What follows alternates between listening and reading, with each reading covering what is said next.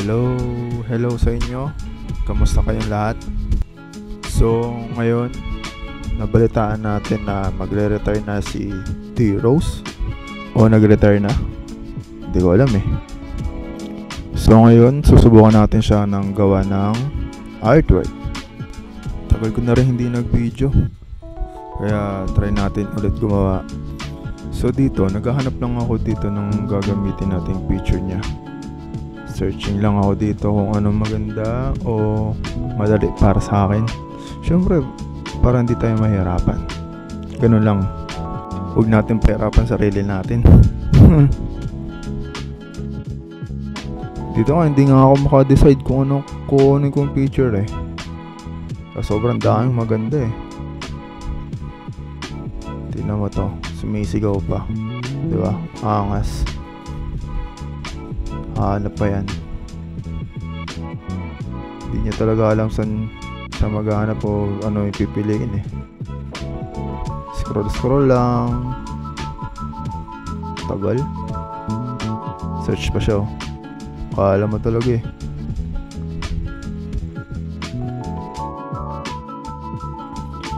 So ayun. Sa tagal-tagal maghanap, nakakuha din. Dito nga binuksan ko na yung Photoshop. Kasi ang gagawin ko dito, lalagay ko yung picture, ayan. Tapos gagawa ko ng concept kung anong itsura ang gusto ko. Pakita ko sa inyo. Ayan o. Ilagay ko muna yung front na character o si D-Rose. Tapos ito yung pangalawa sa likod. Lalagay ko yung sa likod. Ayan, tama. Parang ganito.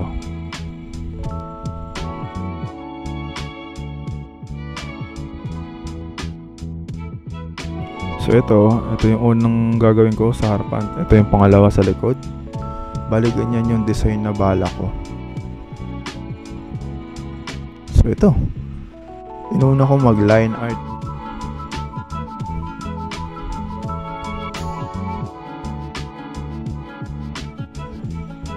Sa line art kasi ako nagsisimula eh. Tingnan mo. Kala mo, ang galing talaga eh. Binabakot lang naman. Yan, dito sa banda na to, kamay na. Ang bilis, diba? Bali yung style na to parang ano lang eh. Bara-bara. De, joke lang. Siyempre, pinaghirapan din to. Dito sa part na to, tamang line art pa. Yung parang, alam mo yung style anime. Makakapal yung black. Ganun yung trip ko talaga eh. Magaganda kasi tignan.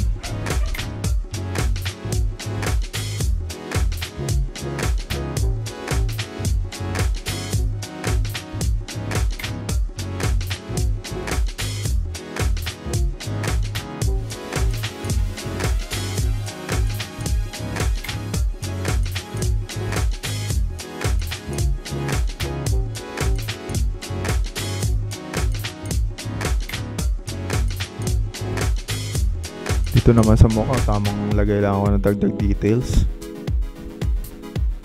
Kaya nga sabi ko, gusto ko yung makakapal talaga yung black para tipid sa shading. Yan, mukhang tapos na. Next dyan, kukulayan na to. Yan o. Uy, putik. Napadota pa nga. Di rin mapigilang di maglaro eh. Hindi, pang unwind yan. Para mamaya tuloy-tuloy na. Dota lang muna para chill.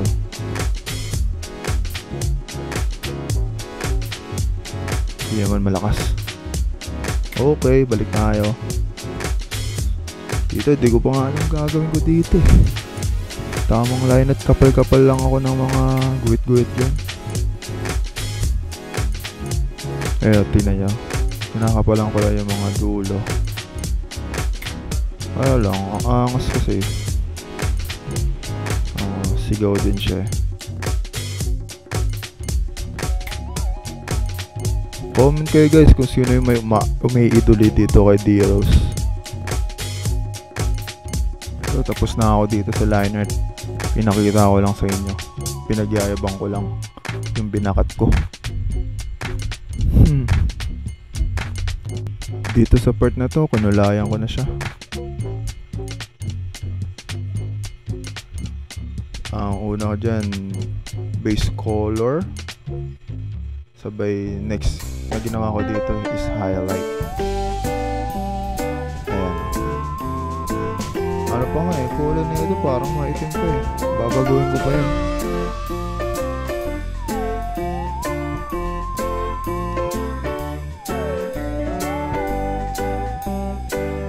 So ayan, siguro fast forward tayo. Ito, medyo nagkaka-details na siya, nagkaka-tsura na.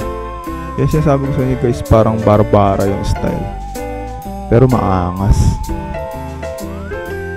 Tingnan nyo,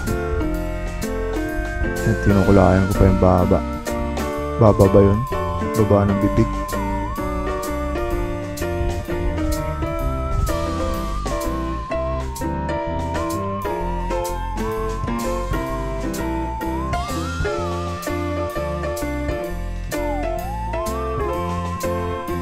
Ito, pakita ko lang. Maliwanag nga lang screen. Yan yung mukha. So ito, nandito na ako sa damit. Nakapabilis ko talagang gumawa. So ito lang yung detail na trip ko ngayon. Parang hindi ko alam ano tawag dito. Basta yan na yun. So mukhang tapos na ako dito. Gagawin ko na siguro yung pangalawa. Ay, hindi pa. Meron pa pala. Ito. Ginawa ko na yung pangalawa. Nag-line art ulit. Tingnan natin kung anong kakalabasan na ito. Bang! Ang bilis gumawa. Grabe ka.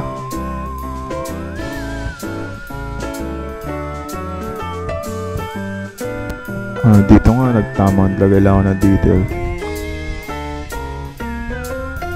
So ito, nilagay ko na sa likod.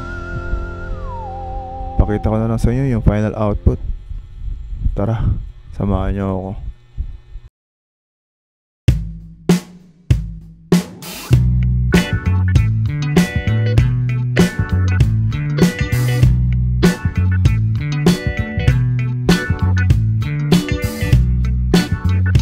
So guys, salamat sa panonood. Sa uulitin.